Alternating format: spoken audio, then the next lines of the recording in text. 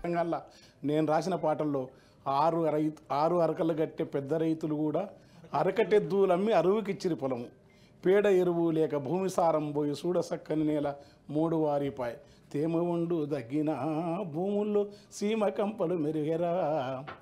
వయ్యారి బామొచ్చి వరి మల్లె మొలిసింది లొట్ట పీసు చెట్లు గెట్టున వెరిగినవి తరి పొలము దగ్గింది బెరికలము మిగిలింది సెలకంత మురమయ్యి గొలుకు గొలుకయ్యింది కలమంద జమ్ముళ్ళురా తెలంగాణ కరువుకు గుర్తాయరా.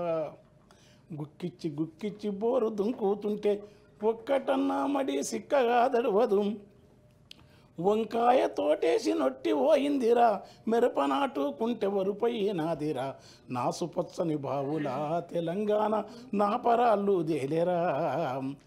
కంటె కానుపు కొరకు సస్తె బొంద కొరకు ఉలస భోజన జనము వచ్చిపోతుంటారు. సావు పుట్టుకల మధ్య తప్పని పెళ్ళికి ఇండ్ల సున్నాలేసి ఎగురంగ చేసేరు. పెళ్ళి వెళ్ళిన నెలకురా ఇండ్లన్నీ పెంట కుప్పాలైతవి. దగ్గు దమ్ము టీబీ కక్కుడా బేదులతో 30 ఏళ్ళక ఈడ ముసలితనం వస్తుంది. నెలకు 3కు పైగా పీనుగలు లేవంగా పల్లె చుట్టూ పాడే కట్టెలు బూడిదాయే. ఇల్లు శోకాలతో తెలంగాణ తెల్లారిపోతుందిరా.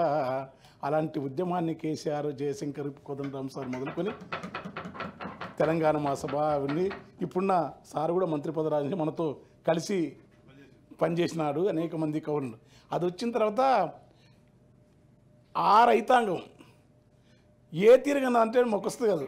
గలగల గల కాలువలల్ల మిలమిల సెందమామ చేతి కందినట్టు మనసెంతకొచ్చినట్టు ఎంతలింత మార్పు ఏది కేసీఆర్ చూపే ఈ తూర్పు అని ఒక సూర్యకాంతిని చూపినని రాసినాను నేను. వెంటనే సార్ కూడా తెలుసు.